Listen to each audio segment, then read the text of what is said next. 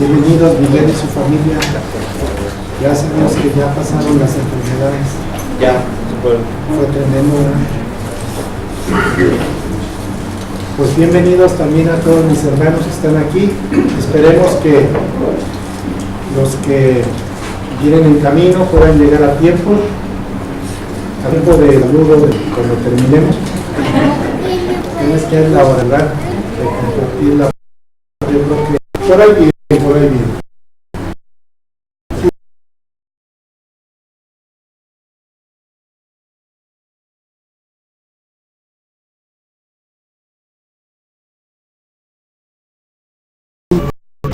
Versículo 1 hasta el versículo 14.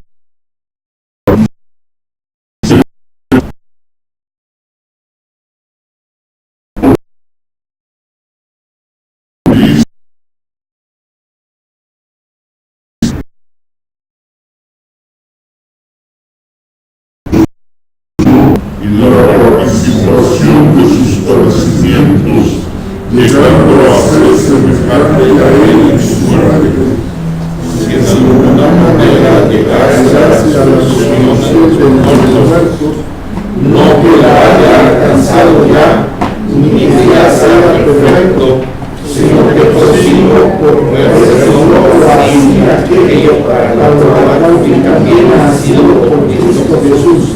Hermanos, yo mismo no pretendo haberlo ya alcanzado, pero una cosa hago, olvidando ciertamente lo que queda atrás y extendiéndome a lo que está adelante, prosigo a la meta, al premio del supremo llamamiento de Dios en Cristo Jesús.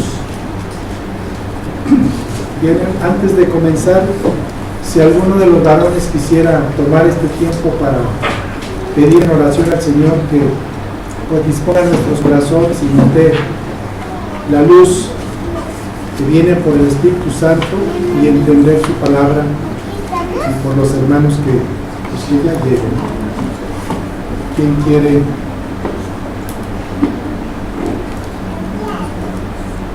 Gracias, hermano Francisco.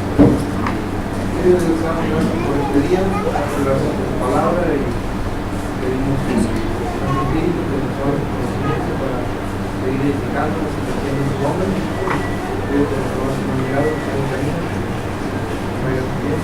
Bueno, esperemos poner por nuestro Amén. Bien, pues, hermanos, el versículo 1 del capítulo 3 de Filipenses. Comienza diciendo: por lo demás, hermanos, gozaos en el Señor. Y con esto nos dice mucho, y creo que nos dice todo, porque el gozarse se relaciona con el conocimiento que tenemos del Señor Jesucristo. El gozarse se relaciona con el conocimiento que tenemos de la palabra de Dios. Y todos sabemos que la palabra de Dios habla de Cristo. Por eso se relaciona con el conocimiento de Cristo. Y Pablo lo sabe y lo sabe también, que miren lo que dice en Efesios 1, Efesios 1:17. ¿Qué dice en Efesios 1:17? Para que el Dios de nuestro Señor Jesucristo, el Padre de gloria, os dé espíritu de sabiduría y de revelación en el conocimiento de Él. Nos dé espíritu de sabiduría y revelación en el conocimiento de Él. Y vuelve a insistir en Colosenses 1:9, que es la segunda parte de Colosenses 1:9.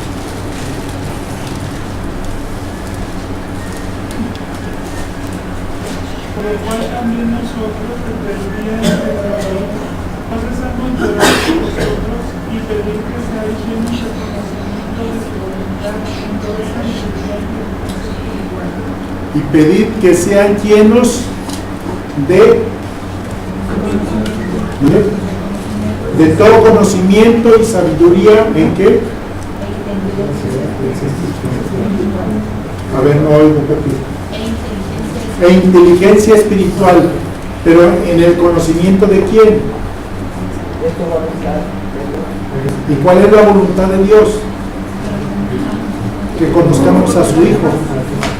Porque por medio de este conocimiento que tenemos en Cristo, Dios nos va conformando su imagen, nos va haciendo como su Hijo, no porque seamos capaces de ser como su Hijo, sino porque por medio de nosotros el Espíritu reproduce la vida de Cristo en cada uno de los que han creído. Entonces, el gozarse se relaciona con el conocer al Señor Jesucristo. ¿Y quién puede que conoce completamente al Señor Jesucristo? Ni con toda la vida que estamos aquí, ni leyendo la palabra de Dios todos los días, desde que nos levantemos hasta que nos acostemos, vamos a conocer completamente al Señor Jesucristo. Pero sí Dios nos permite conocerle lo suficiente como para saber que somos en Cristo, así como Pablo. Y mire, le voy a poner un ejemplo en lo que se goza la mayor parte del mundo, entre ellos los cristianos. No digo que está mal, pero ustedes han visto, gracias a la tecnología de la televisión, cuando están en su casa viendo el partido del equipo al que le van y mete gol su equipo, ustedes no se ven, pero si la cámara enfoca a uno de los que están ahí y le van a ese equipo, vean cómo todo su, ¿cómo podríamos decir? Su euforia se expresa en el grito y en la expresión de su cara. Y después de eso, disfruta el gol con los que están a un lado. Así pasó la semana pasada o antepasada, cuando ganó el Atlas. Y estaban gozosos, pero después que perdió con las Chivas, ¿cómo estaban? Tristes, estaban tristes.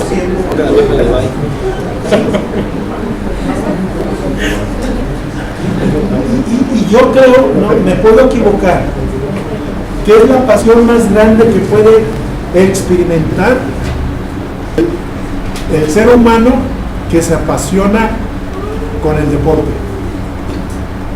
Porque podemos estar lejos de nuestros hijos 2-3 meses y cuando lleguen pues sí nos da una alegría y un gusto. Es más auténtico pero menos expresivo que la palabra o el grito gol cuando su equipo va ganando. Véanlo, obsérvenlo. Y después que viene la tristeza. El gozo del mundo se diluye en un instante. Si yo me saco la lotería y me gozo, si yo tengo un carro nuevo y me gozo, estoy contento, a la vuelta de un día ese gozo se disipa. El gozo que nunca desaparece es el gozo que nos viene de conocer al Señor Jesucristo. Miren lo que pasó con Pablo, porque en su libreta de estudio dice: por lo demás, hermanos míos, regocijaos en el Señor. Y entonces en las bolitas negras dice: es muy interesante considerar que estas palabras fueron escritas por un hombre que resistía a terribles circunstancias. Ustedes ya han leído Hechos y parte de las epístolas nos describen lo que Pablo sufría por compartir el Evangelio. Apedreado, muerto, porque cuando lo apedrearon, lo consideraron muerto. Creo que a esto se refiere en 2 de Corintios 10, no sé si estoy mal, me recuerdan, hermanos, cuando dice: conozco un hombre, en el cuerpo no lo sé, en el espíritu no lo sé, pero que fue al tercer cielo. Creo que fue en ese momento cuando lo apedrearon, él fue al tercer cielo. Después de esto lo perseguían para encarcelarlo. Inclusive esta carta la escribió estando encarcelado. Y entonces él vivía terribles circunstancias. Pablo tenía un tremendo conocimiento de Dios. Él, con la gracia de Dios que nos viene por el Señor Jesucristo, y él conocía todo lo que era en Cristo, y esto era lo que lo mantenía e influía en su persona para gozarse por este tipo de tribulaciones.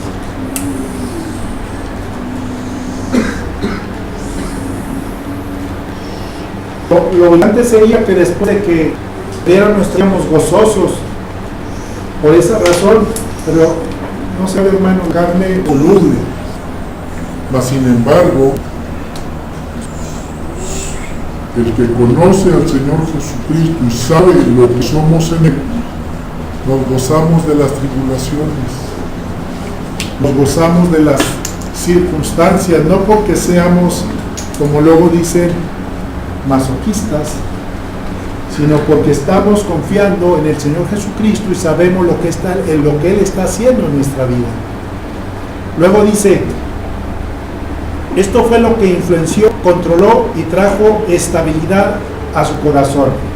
Pero más bien lo que controlaba a Pablo era el Espíritu Santo. Y era lo que le daba ese carácter, que era Cristo en él. Nos dicen que Filipenses es la epístola del gozo, pero también es la epístola de la unidad. Pero también es la epístola donde dice Pablo: el vivir es Cristo. Y Pablo verdaderamente experimentaba en su vida la vida de Cristo. Y él decía: ya no vivo yo, vive Cristo. Y todavía más dice: en lugar de que sus circunstancias lo apresuraran como si fuera una inundación,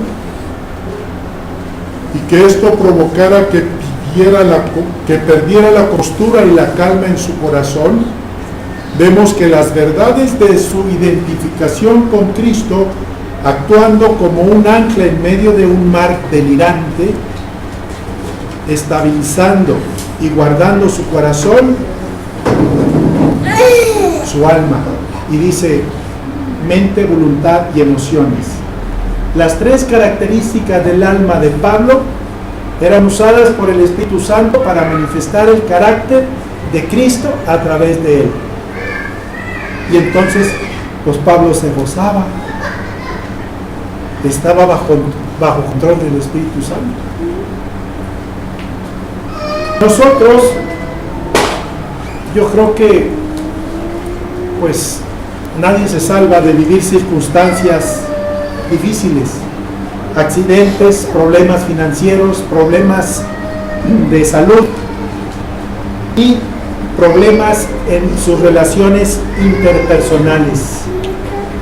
Y fíjense que no pensamos mucho en que una de las consecuencias del pecado es el conflicto en la relación meramente entre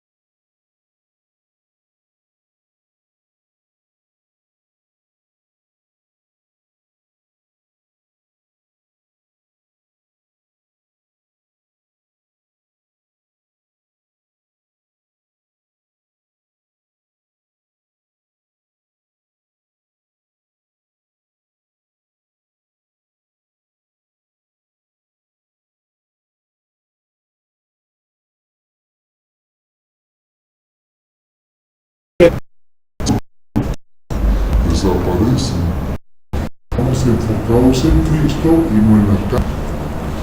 La preocupación del dinero, de la salud o del trabajo se disipa porque estamos ocupados en Cristo.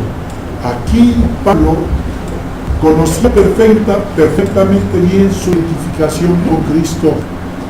Él conocía su crucifixión juntamente con Cristo, su sepultura juntamente con Cristo. Y lo del final de los últimos versículos que leímos nos van a confirmar que él también conocía de lo que es vivir en resurrección Cristo. Recuerden que nosotros estamos unidos a Cristo, primeramente en su muerte, luego en su sepultura y luego en su resurrección. Nosotros nos toca vivir ya como hijos de Dios, es precisamente una vida de resurrección. Estamos unidos al Cristo resucitado, al que está a la diestra del Padre. Pásale. Bienvenido.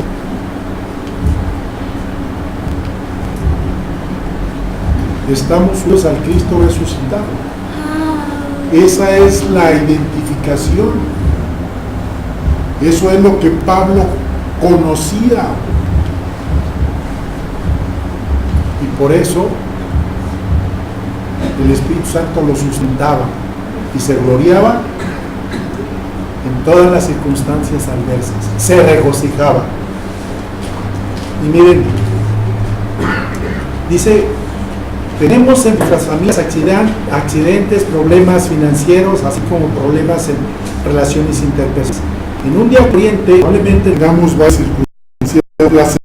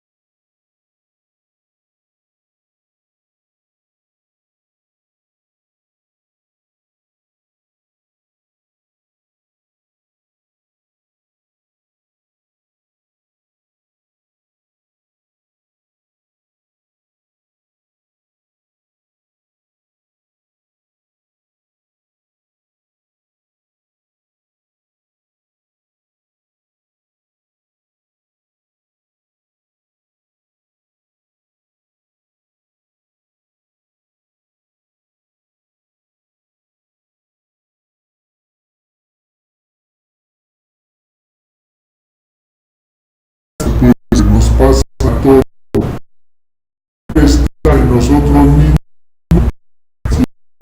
si le como. Por eso un versículo de la Biblia no lo recuerdo muy bien, ¿verdad? Pero dice,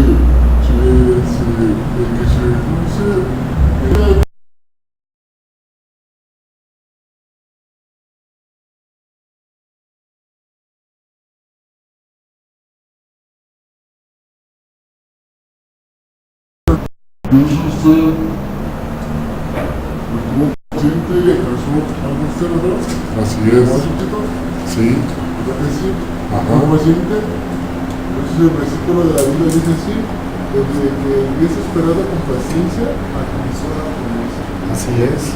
En Hebreos 11 viene. Hebreo 11, ¿verdad? Así es. Es que no lo recordaba muy bien. Sí.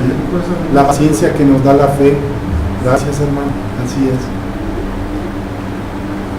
Bien, regresando al librito, hermanos, para no desviarnos mucho, dice, sin embargo, si nosotros como Pablo andamos en el Espíritu, nuestros corazones estarán puestos en Cristo, y las preocupaciones y cargas de esta vida no nos moverán.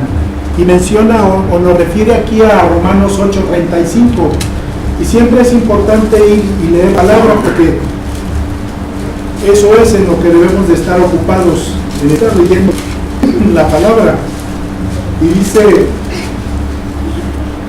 Romanos 8:35 en adelante, dice, ¿quién nos separará del amor de Cristo?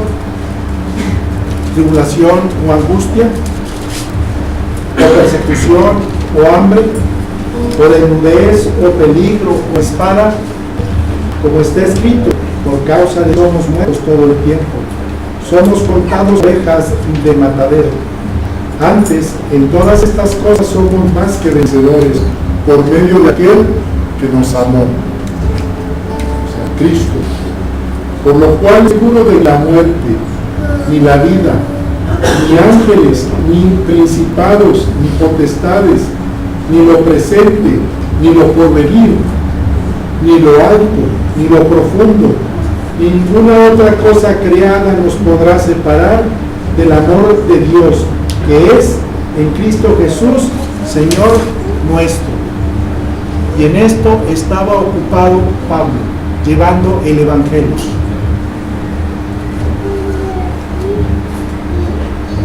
Dice, hay otros versículos, pero no nos alcanzará el tiempo. Vamos a Efesios 4, 17 y 19. Pero antes de, mientras lo encuentran, déjenme leerles el parrafito. Dice, por otro lado, si andamos en la carne, perderemos de vista a Cristo y estaremos ocupados en nuestras circunstancias y seremos sacudidos emocionalmente en el mar. ¿Sí? ¿Tienen su librito? Así dice. Es que nos hace falta Rocío.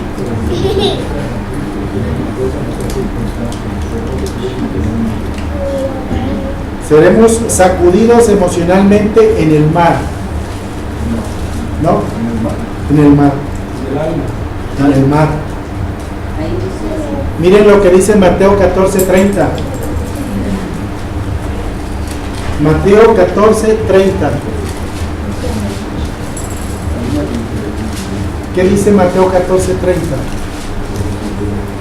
Pero al ver el fuerte viento tuvo miedo y comenzando a hundirse dio voces diciendo, Señor, sálvame. Pedro, que perdió el enfoque en Jesucristo, se enfocó en sus circunstancias. ¿Y qué pasó? Empezó a hundirse. El mar lo empezó a sacudir. ¿Sí?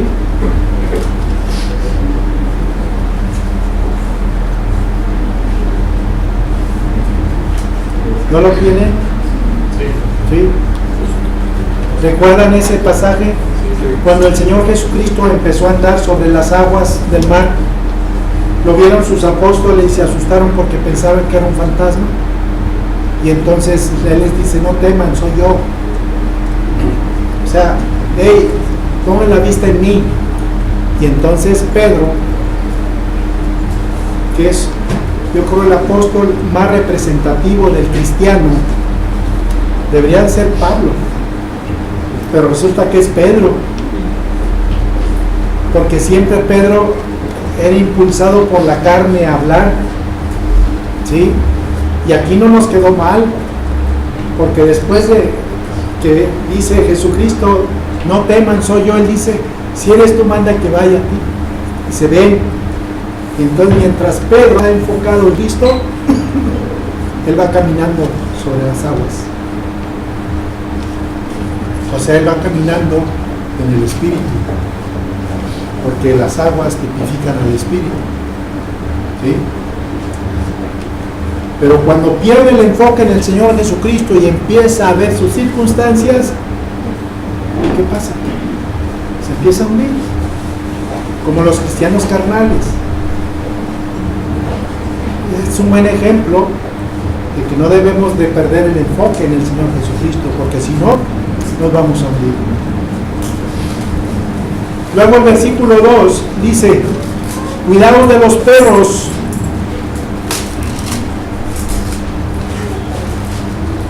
Bueno, es la segunda parte del versículo 1, perdón. Dice en la segunda parte del versículo 1, a mí no me es molesto escribiros otra vez lo mismo, y para vosotros es motivo de seguridad. Cuidaos de los perros, cuidaos de los malos obreros, cuidaos de la falsa circuncisión.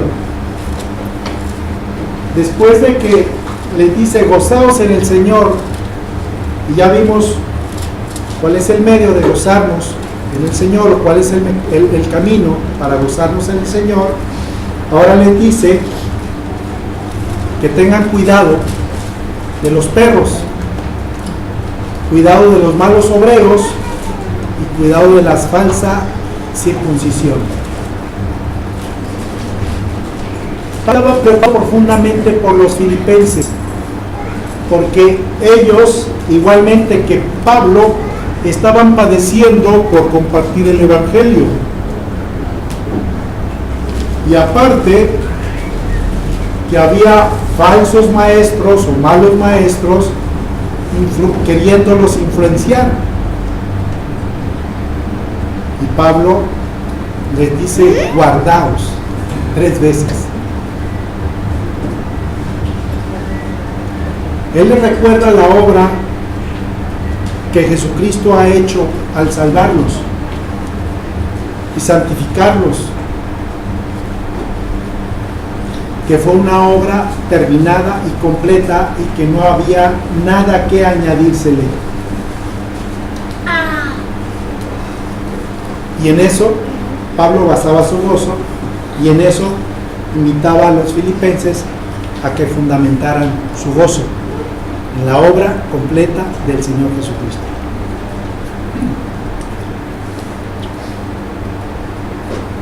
Ahora, miren lo que dice segunda de Pedro 1:12.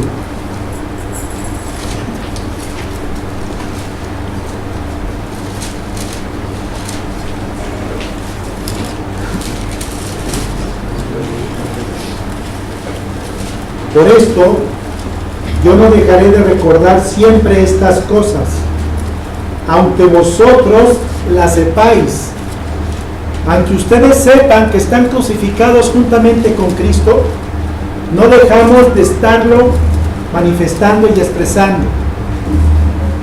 Aunque ustedes sepan que igual fueron sepultados y que resucitaron juntamente con Cristo, lo estamos repitiendo constantemente. ¿Quién se acuerda en qué lugar nos encontramos posicionalmente? Y lo dice Efesios 2:6. Sentados a la diestra del Padre, ese es nuestro lugar posicionalmente. Esa es nuestra realidad espiritual. ¿Alguien se acuerda cuando vive circunstancias difíciles? ¿Alguien se acuerda que hemos sido bendecidos con toda bendición espiritual en los lugares celestiales? Pablo y Pedro constantemente se los estaban repitiendo a sus oyentes. Y dice, aunque vosotros lo sepáis y estéis confirmados en la verdad presente.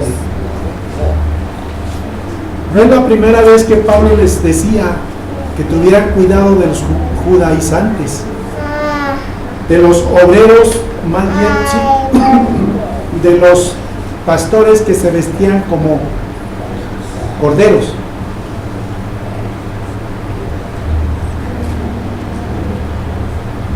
Y aquí se lo está repitiendo 3 veces. Y dice, Pablo les advierte que estén atentos porque había aquellos que intentarían guiarlos a dejarse de la dependencia en Cristo y los animarían a confiar en sus propias obras para ganar bendición y aceptación con Dios. Y todos hemos leído Gálatas 1 del 6 al 9, donde dice que nada más hay un evangelio. Dice, no es que haya otro. Maldito aquel que yo me lo sabía de memoria y me estoy dando cuenta que ya se me olvidó. ¿Cómo ven? Si tenemos que ir a la palabra constantemente.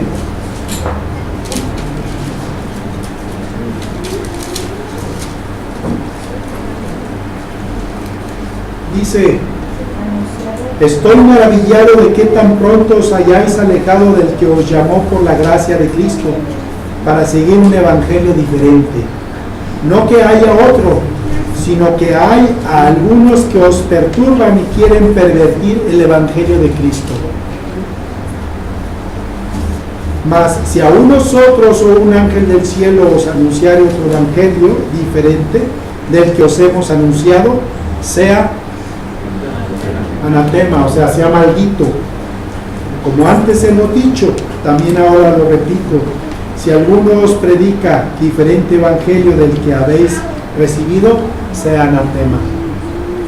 Y estos eran los falsos maestros que Pablo se refiere a ellos como los perros, los malos obreros y los mutiladores, ¿sí?, de la carne.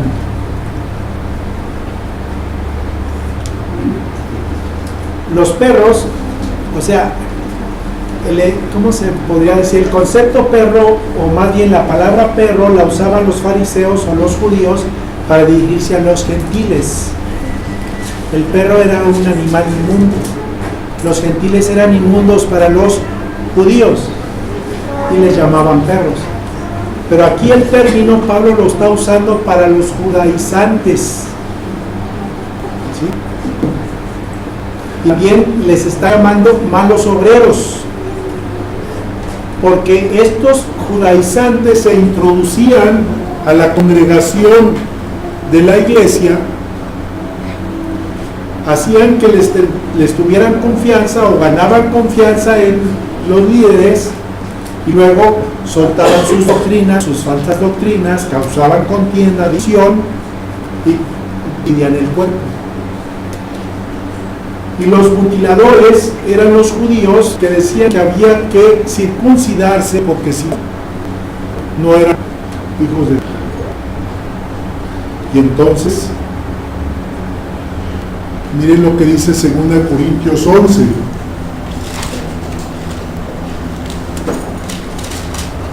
Segunda Corintios 11:13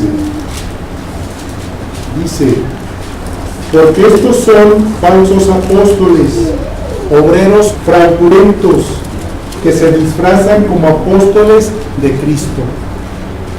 Y conocemos muchos que tuercen las escrituras. Pues sectas,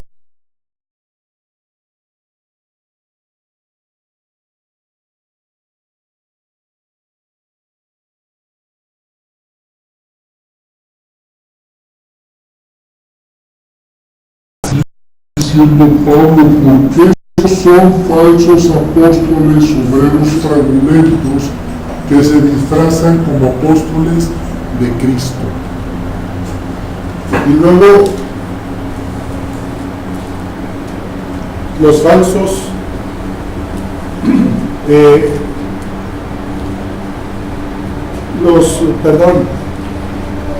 los que predicaban o los que les exhortaban a que se circuncidaran. Leamos, por ejemplo, Gálatas 6, 13, 14. Gálatas 6, 13, 14.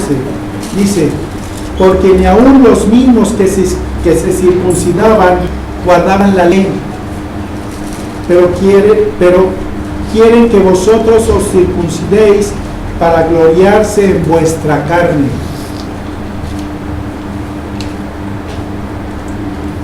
Ellos eran fariseos, judaizantes, que se gloriaban de la señal de la circuncisión, pero que ni aún ninguno, no digo uno, ninguno de ellos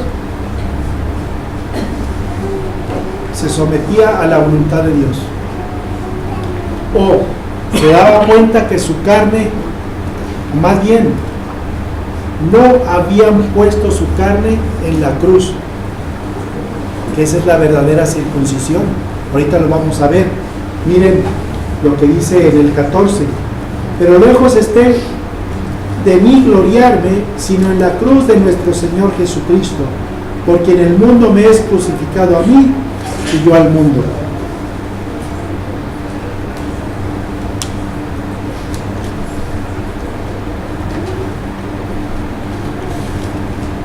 Y tenemos más versículos que podríamos citar, pero se los dejo de tarea si les interesó el tema. Hay un, ¿cómo se llama ese librito donde vienen las referencias? Pero ahora ya está más fácil, porque podemos ir directamente a la computadora, poner la palabra y ahí nos da todos los versículos que se refieren a esa palabra. Concordancia. ¿Sí? Y profundizar ustedes en el tema, si les interesa.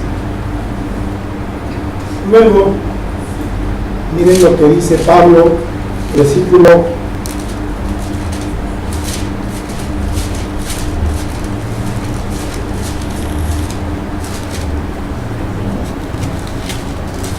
1. El versículo que sigue es el 3. Tomando Pablo el tema de la circuncisión, dice: porque nosotros somos la circuncisión, los que en espíritu servimos a Dios y nos gloriamos en Cristo Jesús, no teniendo confianza en la carne. Pablo está diciendo quiénes son los de la circuncisión y está dando 3 características que se dan en base a esta circuncisión. Esta circuncisión es la que acabamos de leer de Gálatas 6, 14.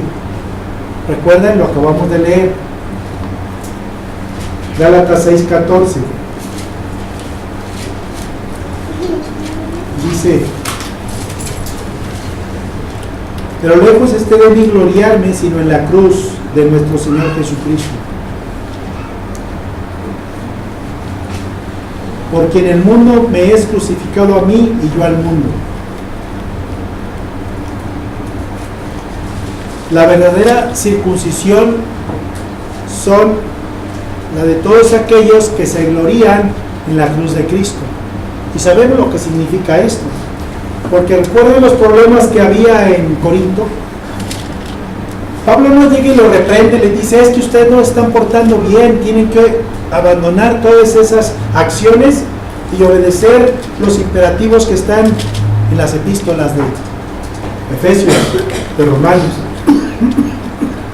¿Sí? No les dijo eso.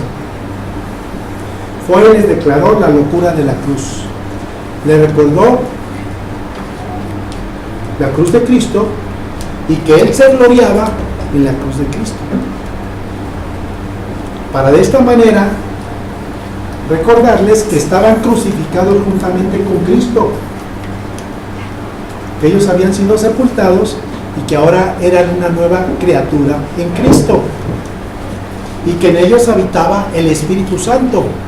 Porque más adelante le dice que este cuerpo es el templo del Espíritu Santo.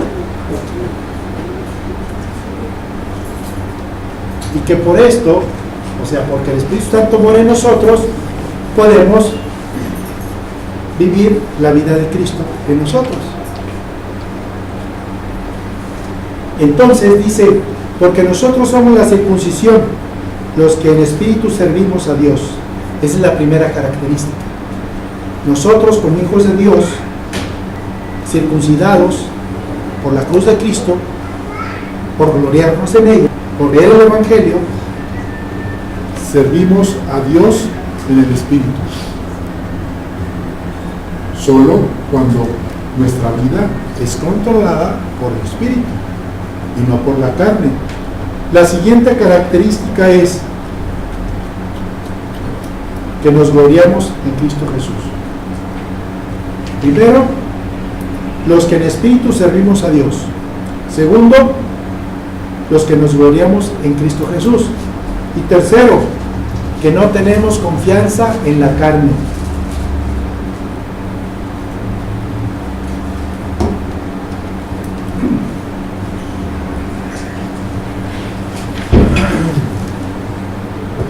Así llegamos al versículo 4.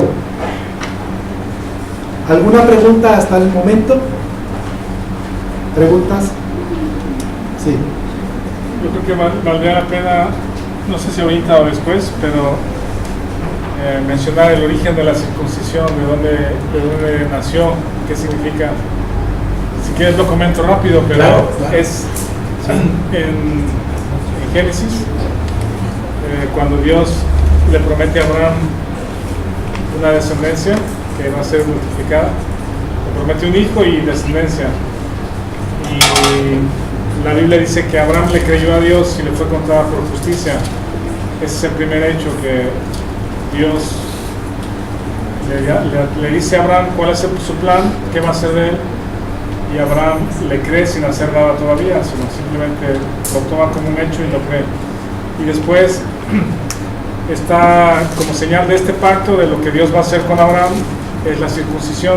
La circuncisión es la señal del pacto, que normalmente un pacto participan dos personas, por lo menos, y las dos participan de alguna manera, las dos aportan algo a un pacto, pero en los pactos que Dios hace, todo lo aporta Dios, no hay una condición en el sentido de que tú haces el 90% o el 50% y yo hago el resto, sino el 100% de la parte del pacto es algo que Dios hace, y lo único que hace Abraham como su parte en el pacto es creer, y Abraham le creyó a Dios, y entonces Dios le da a Abraham la señal de la circuncisión, o la circuncisión como señal del pacto.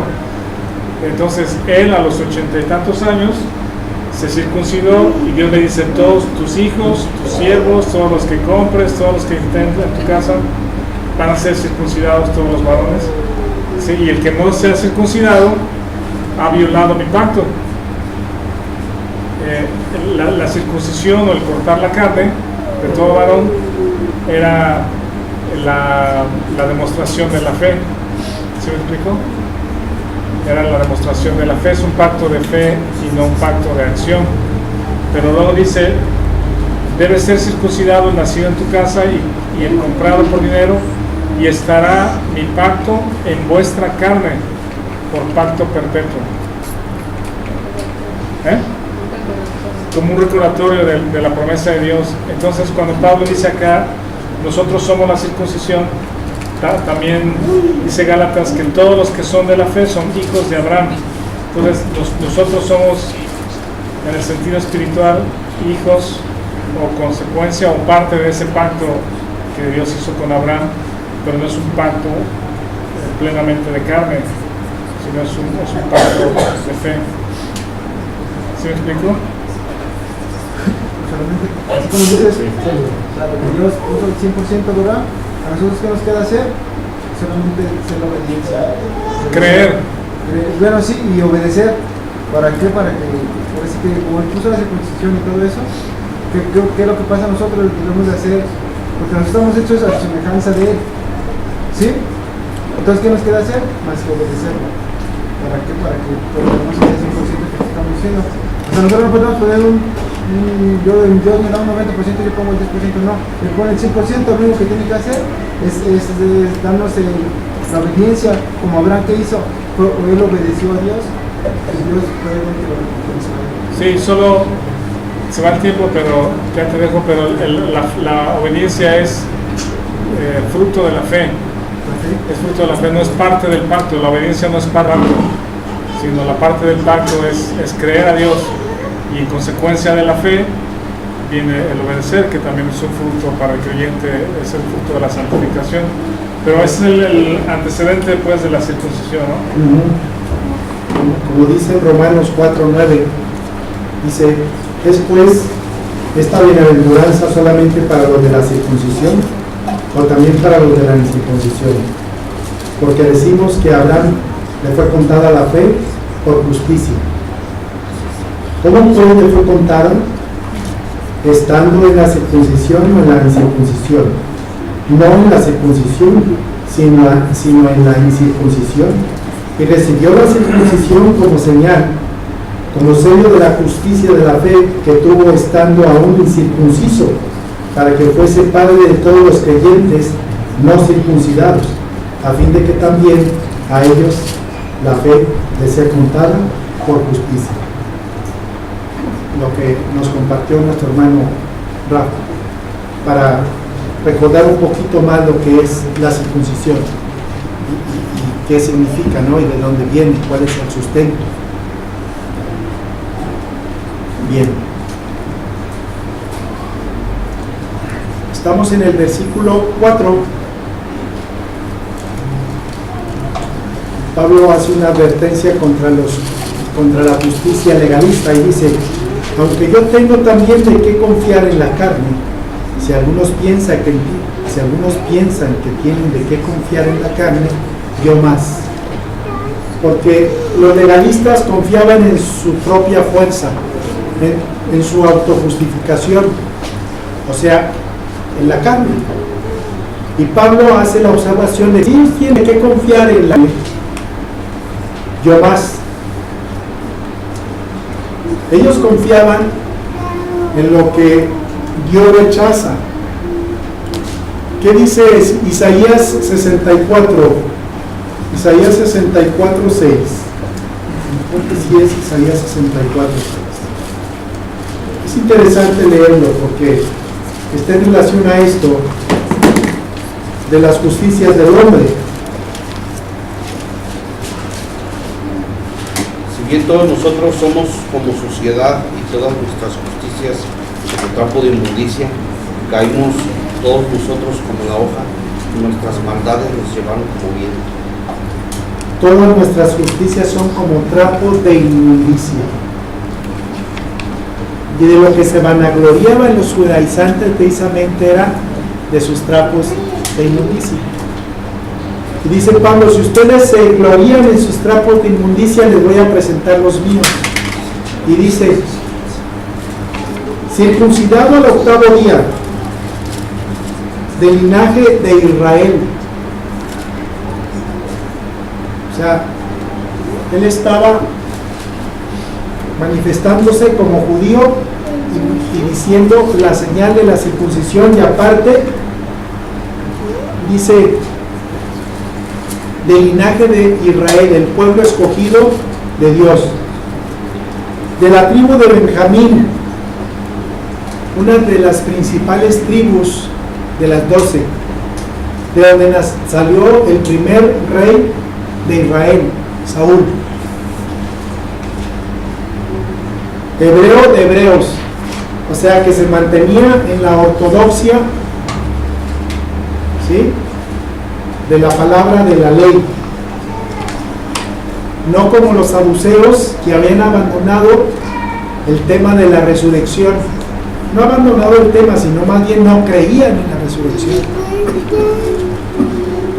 Dice: en cuanto a la ley, fariseo.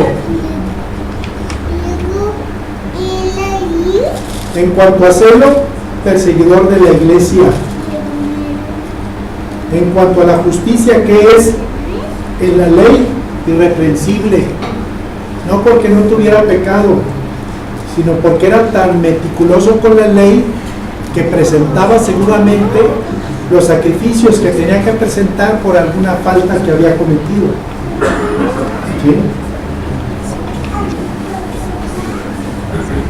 En cuanto a la justicia, aquí llegamos al término del versículo 6, donde Pablo está presentando sus credenciales en la carne.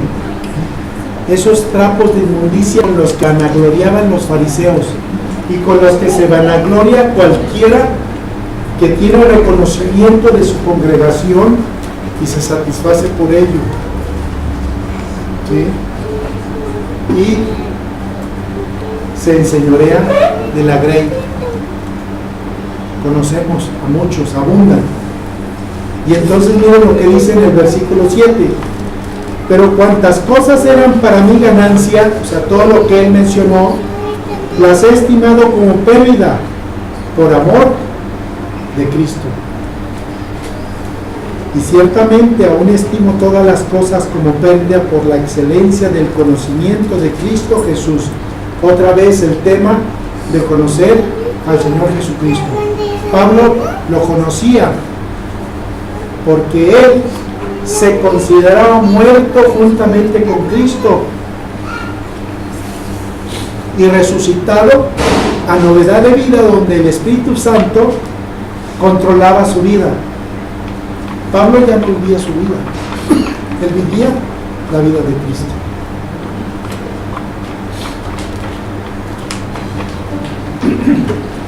Y esto lo conocía muy bien, y aquí nos lo está diciendo. Todo lo tienen por pérdida, por basura, ¿sí? Por la excelencia del conocimiento de Cristo Jesús. Y dice, mi Señor. ¿Cuántos podemos decir así? Todo lo que he hecho en este mundo, sea profesionalmente, sea por oficio, ¿quién lo tiene por basura?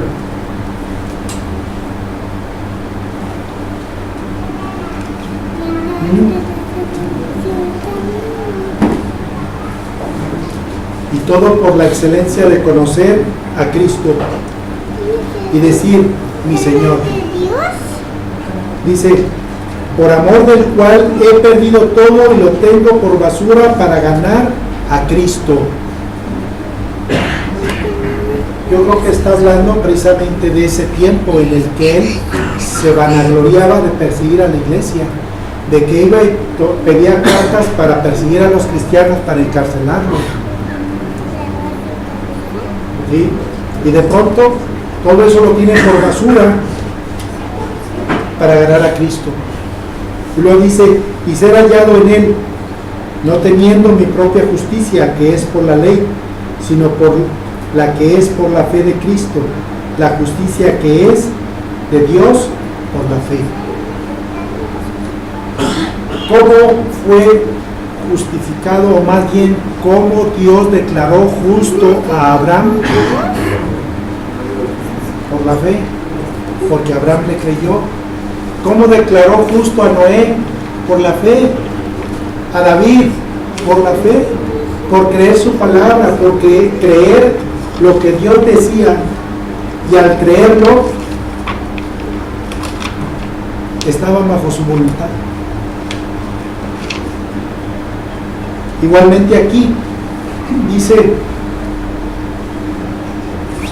él quiere ser hallado no en su propia justicia, sino en la justicia que viene de Dios, y que esa justicia que viene de Dios es gracia a la obra completa y terminada del Señor Jesucristo en el Calvario. Y luego dice, a fin de conocerle otra vez, a fin de conocerle y el poder de su resurrección. ¿Recuerdan Efesios? En la misma oración, en donde está orando por revelación y por sabiduría espiritual, Pablo menciona más adelantito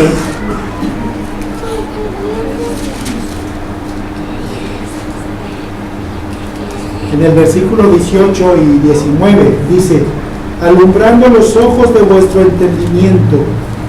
¿Quién puede alumbrar los ojos de nuestro entendimiento? Solo el Espíritu Santo, nadie más.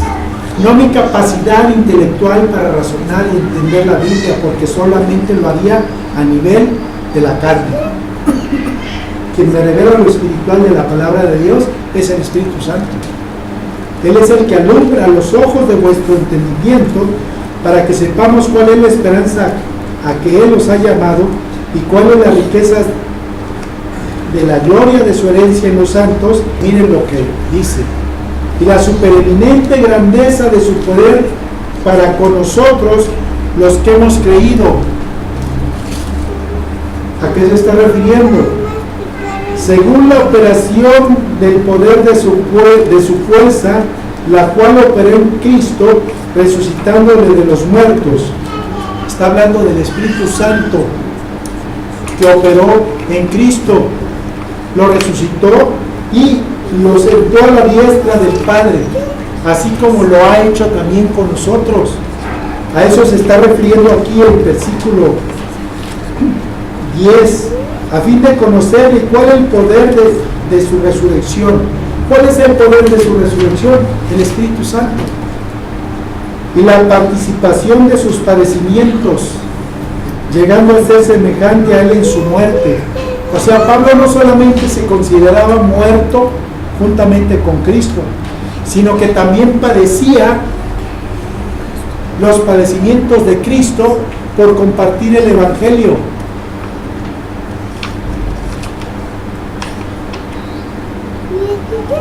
Él no padecía por su trabajo o por una mala relación con las personas con las que convivía.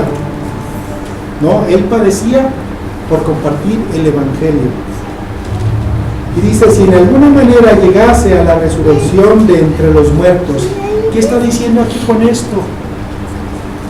Nos lo confirma en los siguientes versículos, que dice que Él está viviendo una vida de resurrección, que Él está viviendo la vida de resurrección en Cristo, en Él, pero a la vuelta dice que aún no lo ha alcanzado. Dice, no que lo haya alcanzado ya, que ya sea perfecto. ¿Quién lo puede hacer en este mundo? Y está hablando de su condición. Hermano, ¿estás de acuerdo? Está hablando de su condición, de lo que nosotros podemos ver en su conducta, que está reflejando el carácter de Cristo.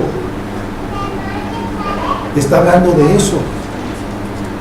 Y no es que haya alcanzado ya la perfección, la manifestación plena del Señor Jesucristo en su vida, sino que prosigo por ver si logro hacer aquello para lo cual fui también asido por Cristo Jesús. O sea, en Romanos 8, 28 y 29, dice que para el cristiano, o sea, para el que ha creído, todas las cosas le son para bien, pero no son las cosas materiales, son las de la Biblia, ¿sí? Lo que Dios nos enseña en su palabra. Ya vamos a terminar, hermano.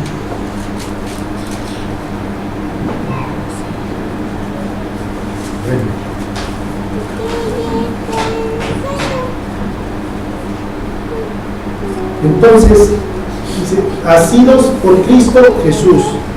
Sin Él no llegamos a ningún lado. Dice, separados de mí, nada podréis hacer. Aquí nos está hablando de la permanencia que tuvo Pablo en la vid verdadera. Y la única manera de permanecer en esa vid es creyéndole a Dios. No hay otra manera que estemos ahí permaneciendo más que creyéndole a Dios. Y cuando le creemos, hay fruto que viene de la vid, o sea, de Jesucristo. Es un producto del Espíritu, no nuestro. Como la obediencia es un fruto de permanecer. Es una consecuencia de. Y por último, en los dos versículos 13 y 14 dice, hermanos, Yo mismo no pretendo haberlo ya alcanzado, pero una cosa hago, olvidando ciertamente lo que queda detrás y extendiéndome a lo que está delante. ¿Qué es lo que está delante?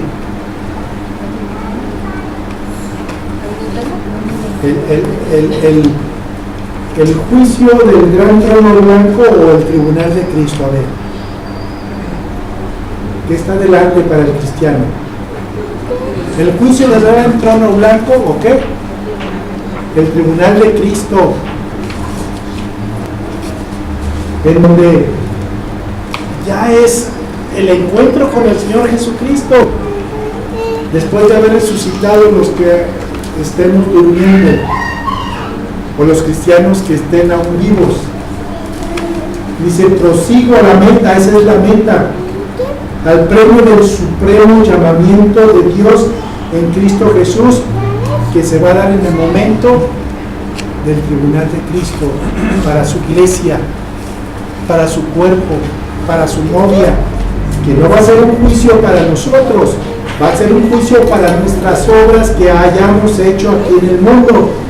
Las que se hayan hecho en la carne, que son la mayoría, se van a quemar, y las que se hayan hecho en el espíritu van a permanecer. Eso es lo que va a ser juzgado en el tribunal de Dios. Hermanos, gracias. Me pasé un poquito, pero nadie me dijo, y yo no volteé a ver el reloj. Así es de que ustedes tienen la culpa. O sea, la carne siempre se deslinda. Que Dios les guarde. Gracias, doctor.